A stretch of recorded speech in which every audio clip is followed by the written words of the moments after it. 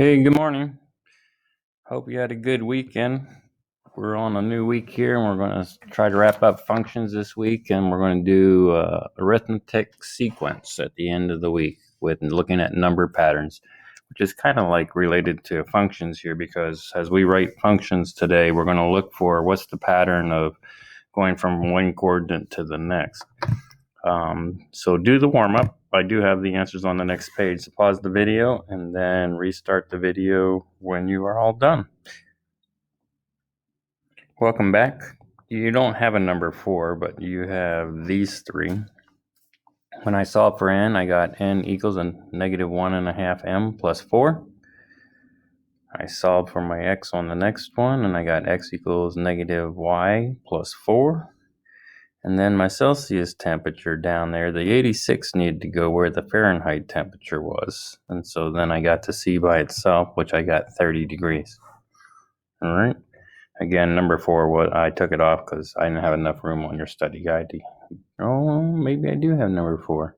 I do have number 4 on your study guide. So let me do that real quick. I see that. So let's see. Fuel economy. We'll do this one real quick. 28 miles per gallon, so that's the M.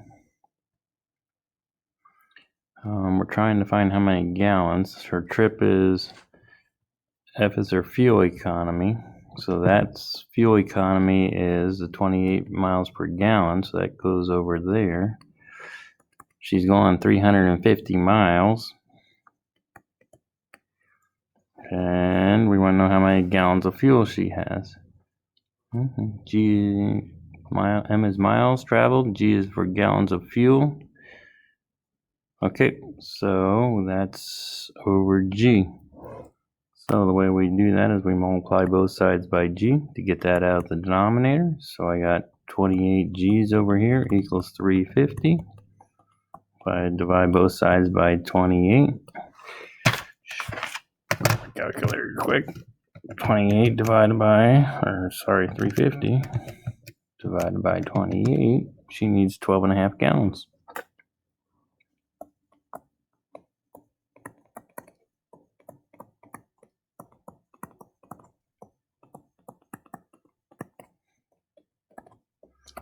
All right, I thought I cut that one off because I was trying to conserve on some paper there. All right, so she needs 12.5 gallons.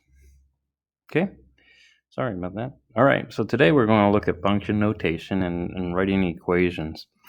2 new words today, independent variable and dependent variable. So independent is another name for x. We're going to add that to our chart, and dependent is another name for y. And so they gave us an example here, a real simple example where this girl is a babysitter and she charges $5 an hour.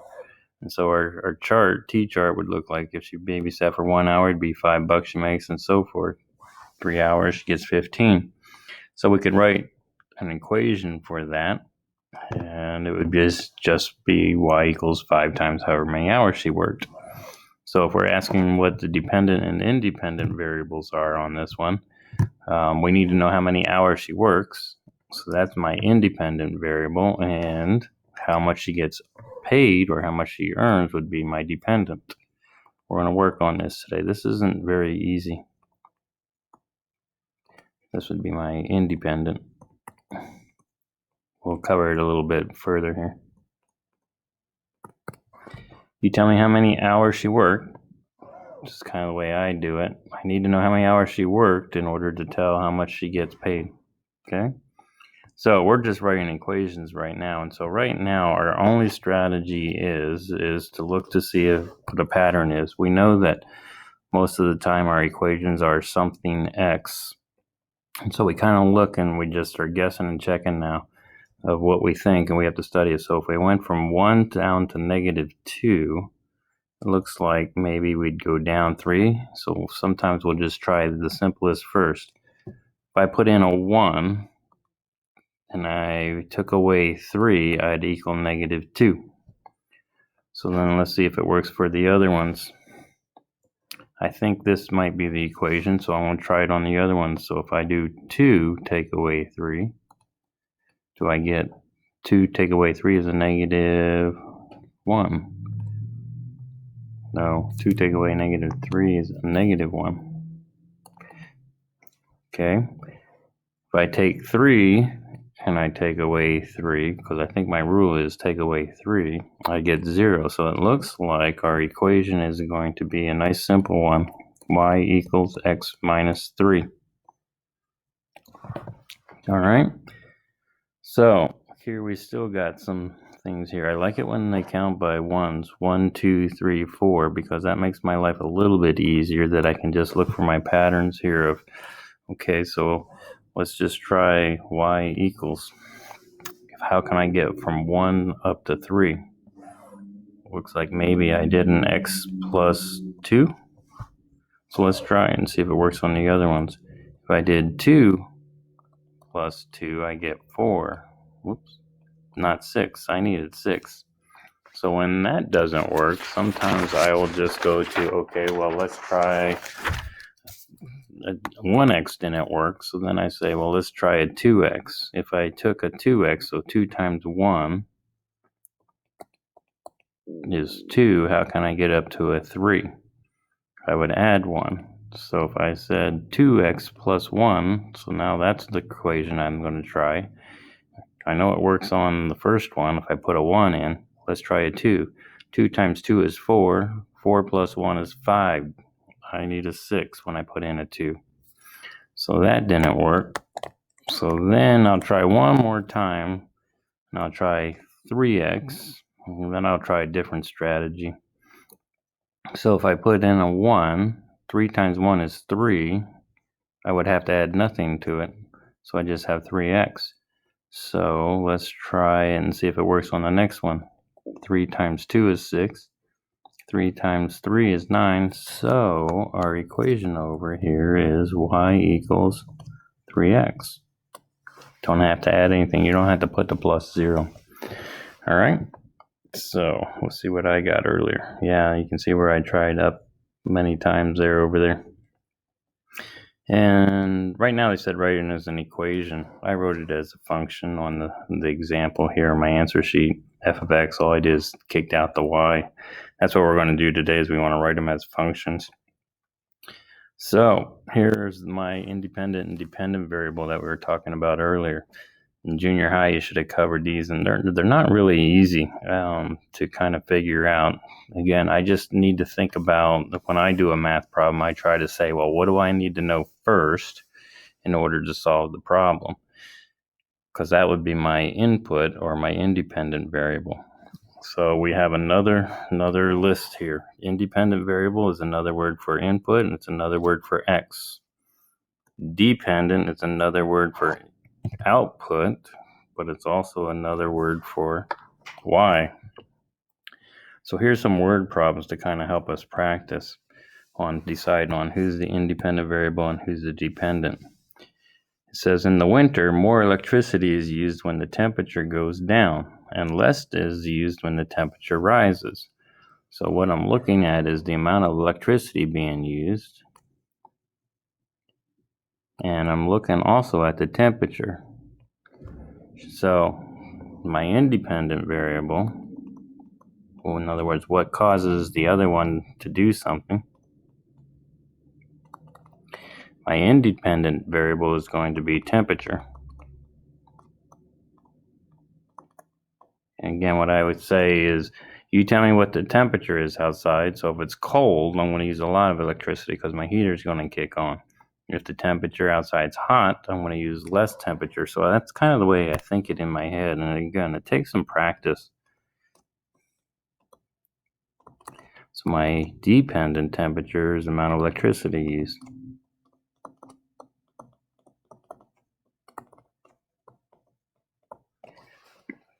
All right.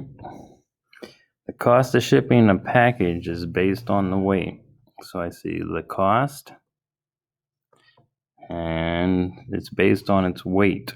So again, I'm kind of thinking in my head, if I go in with a 2-pound package, they can tell me it's going to cost this much. If I go into a 3-pound package, so my independent variable would be the weight. My dependent is going to be cost, or total cost. A lot of times the total cost is our dependent variable. I need to go turn my light on real quick. It just turned off, so hang in there for a second.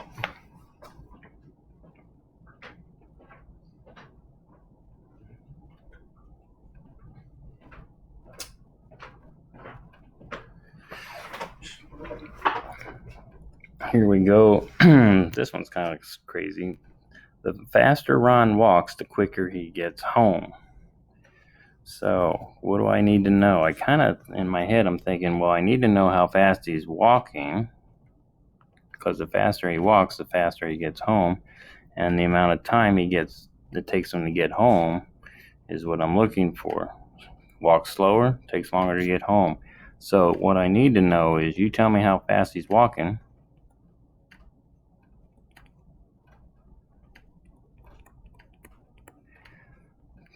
So my independent variable is the speed he walks.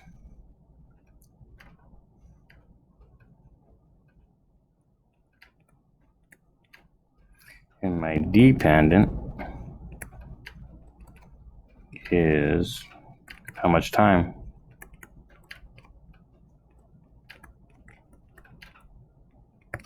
To get home, or something along those lines would be acceptable. Okay, you can give it a try. Again, it takes some practice. I kind of underlined the two things that we're talking about. I have my answers on the next one, so pause your video, and then when you're ready, start the video again. Let's see how you did. Okay, welcome back. Oh, dang it, not on this one. Sorry. Company charges $10 per jackhammer. So they charge $10 per hour.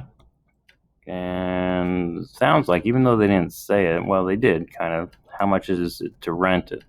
So you tell me how many hours. So if we went for 3 hours, I'd take 3 times 10. So I need to know how many hours he rented it. So my independent is time, or the number of hours.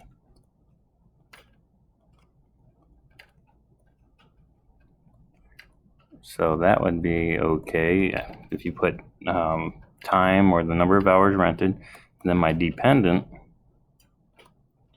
is going to be how much he pays, or the cost to rent. On the Apple ones, well, I need to know how many pounds he's going to buy. And then I'd take it times 99 cents, and then I'd tell you the total cost. Okay. So my independent, I'm just going to put I here. My independent would be the number of pounds.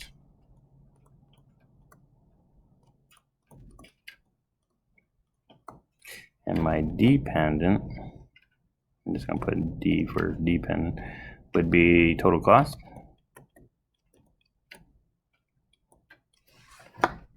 Okay. All right. Sorry, I thought I had 2 of them there. Trying to speed things up a little bit for you guys here. All right. My video recording seems to be working really well since last Wednesday, so I'm really, really happy. Going back to this girl that was babysitting, and she gets $5 an hour. And so they had a rule that no matter what her hours was, you tell me how many hours it is, and she's going to times it by $5.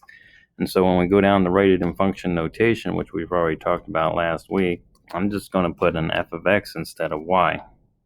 All right, so that's the only thing that makes it different on a function. We would write f of x equals 5x. You tell me, put the x in, the amount of time that she worked. And a lot of times we want to start using the variable. So a better one would be, you tell me how much time she worked or babysat, and I'll times it by 5. So rather than x, probably a better function would be f of t for that one. Okay, so as we're writing functions, we kind of want to look at the independent variable and use that letter there. All right, for example, now we're going to start writing functions. They said the lawyer's fee is $200 an hour for her services. So the fee for the lawyer depends on how many hours she works. So my dependent variable is, so what I need to know is, they got them backwards here. My independent is, you tell me how many hours, number of hours she worked.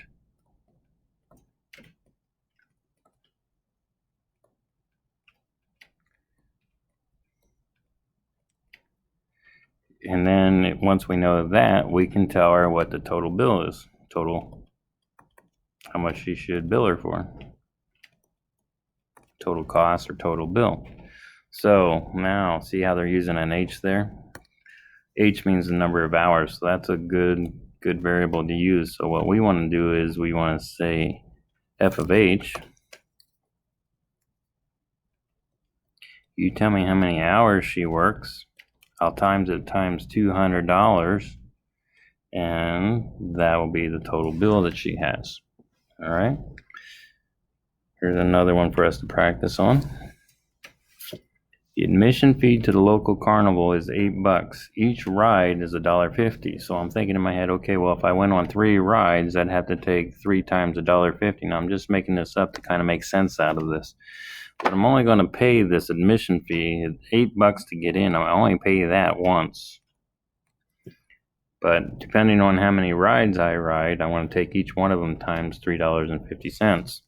So up here they say, find me my independent variable. So we're just going to put pi to speed things up here. So my independent variable, I need to know the number of rides they went on.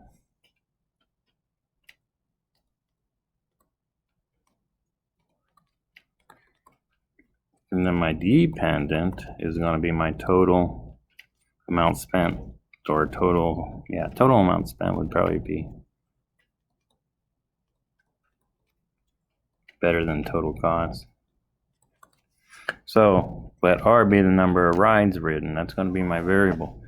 So I only pay this $8 one time, and I like to write my functions in standard form. So I'm going to say f of R equals, I'm going to take $1.50 times every ride that she goes, which I don't know how many, so I'm going to put an R there. And then I want to add my $8 that she paid for her admission fee.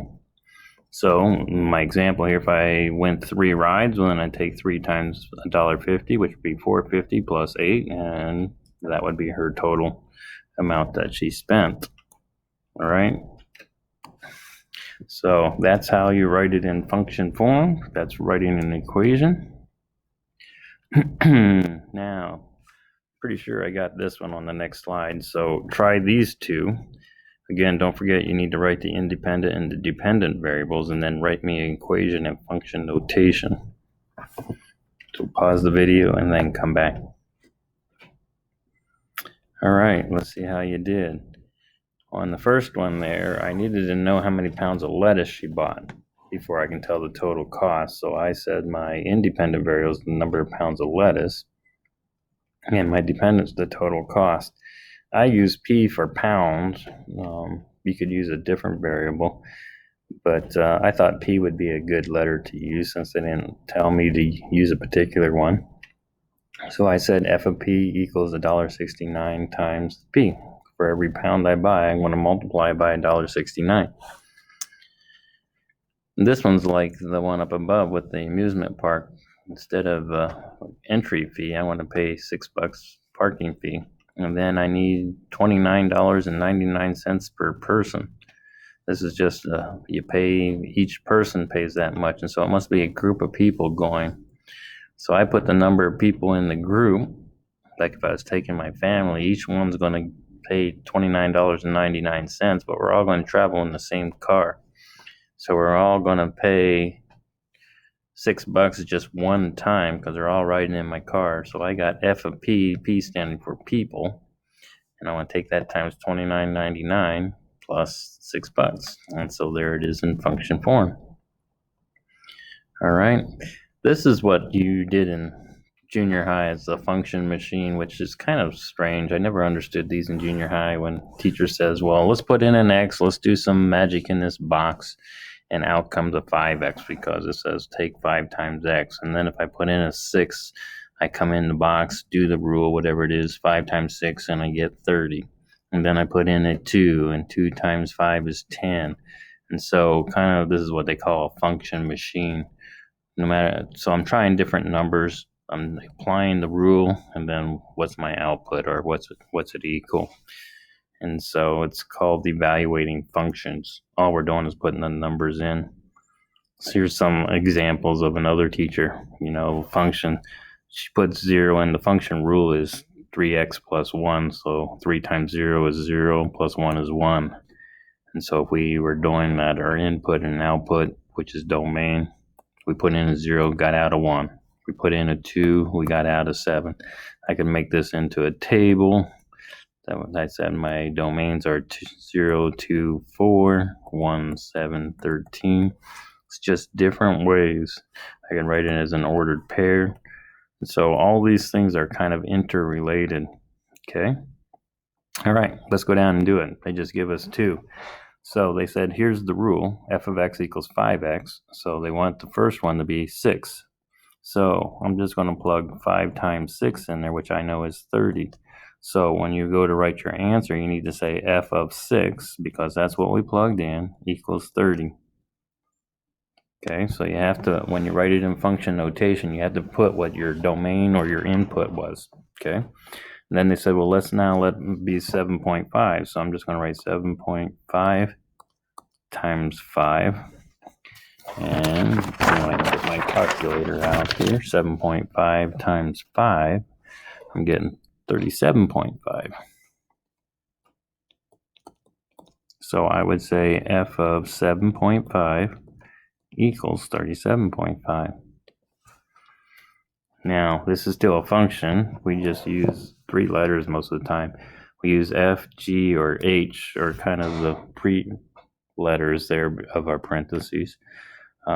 Just so that when we get on graphs, we can say, not everybody's in f of x. We can use 3 different graphs and see who's who and keep them separate. So let's put in a 2. They said, let's take $2.30 or 2.30 times 2 plus 10. So 230 times 2 is 460 plus 10, and 460 plus 10 is 1460. So I do my math problem, then I'll come over here and say, okay, g of, and I put in a 2 equals 1460. Okay, and then over here now they want me to put in a -5, so I'm going to put 230 times -5. We did these last week, plus 10. So 230 times 5 is a -1150 plus 10. And if I put those together, I get a -1.50 or 1.5.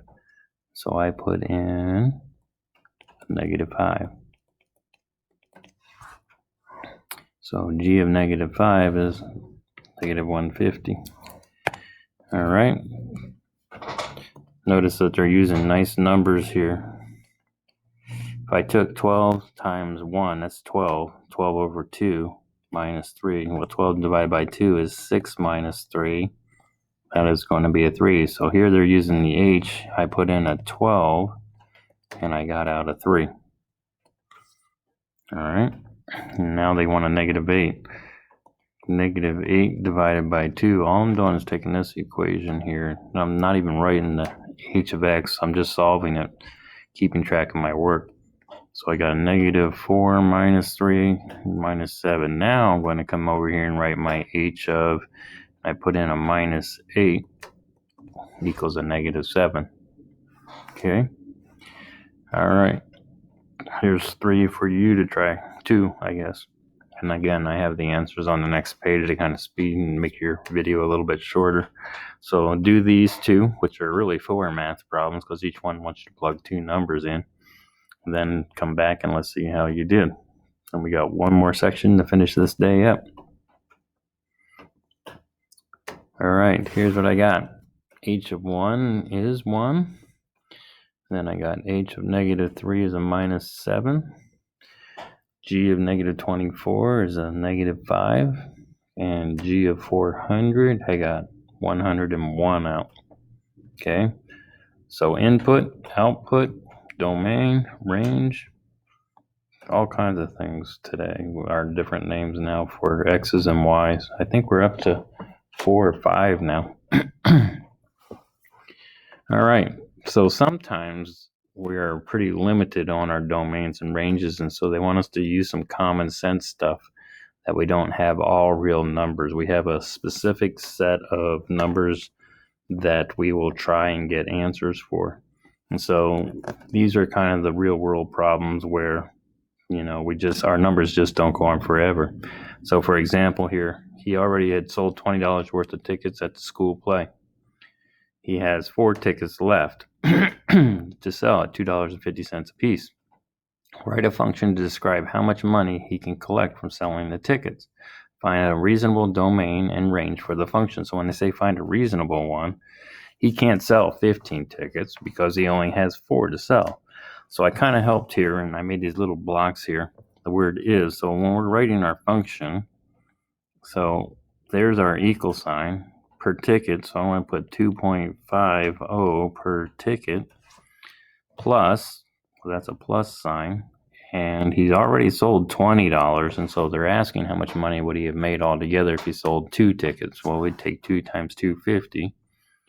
So since they said write it in function notation or write a function, I want to say f of t equals 2.5 t plus 20. Now my reasonable domain, remember when we write domains, we have to keep them in brackets. So there's my bracket. Now we have to think about what's the amount of tickets, and kids always forget the very first one. He could sell 0 tickets if he wanted to.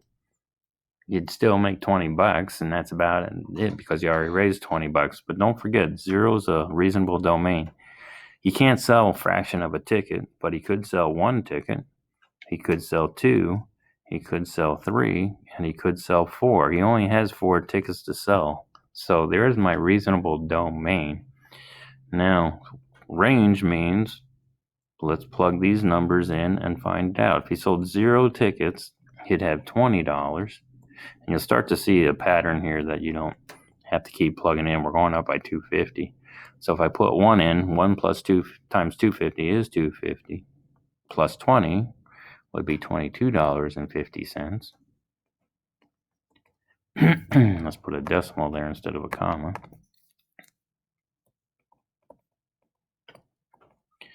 Okay, the next one, if I put 2 in, that'd be $5. 5 plus 20 is $25. And then I see I'm going up by 250, so I can put that, I can do this in my head now. So each ticket I sell, I'm getting another $2.50, so I'm getting $27.50. And then my last one, I get $30. So I always check. I had 5 domains, 1, 2, 3, 4, 5. And do I have 5 answers? 1, 2, 3, 4, 5, 5 ranges. All right. So those are my reasonable ranges. All right. So here we have a space heater. There are whole numbers. Whole numbers means not decimals or fractions. So like 1, 2, 3. And the settings go from 0 to 3. The total number of watts used on each setting is 500 times the setting number. So it makes sense if I use 0 watts on the setting, that means it's turned off. I didn't use any electricity. But if I turned it to a 1, it's going to be 500 watts that it's using. Write a function to describe the number of watts used for each settings. Find a reasonable domain and a reasonable range for each of these. All right, so I think I got the answers on the next page here. Yeah, so do yours and then let's see how you did. So pause your video and then I'll show you what I got in my thinking. Okay, you must be back. Let's see how you did. Did you remember to put a 0 in for the domain? Because we talked about it a little bit, that if it was on a 0, it's not even turned on. So my domains was a 0, 1, 2, 3. It only had 3 clicks on there. 4 if you count 0. Here's my function over here. Whatever the watts was, I was going to multiply it by 100. So if it was on click 1, I'd be using 500 watts. If it was on click 2, I'd times it times 500 and you get 1,000. And then if I had on click 3, it'd be 1,500. Okay. All right. So that's it for today, writing functions and following the rules. If they say write an equation, I don't care if you do f of x or y, but when they ask me to write a function, like on further down here on your practice sheet, then let's use a function and let's try using letters that would be our domain, whatever letter that represents, all right? because there's so many weird answers on here, when you check your paper today, I have the answer key by the Google form where you turned it in. So you'll check your own paper, comparing it to my answer key. And I'll say, like, on number 3, each one of these is worth a half a point. So I have something like this, a half a point. So that means both of them together is 1 point. So if your independent variable is wrong, that's only a minus a half.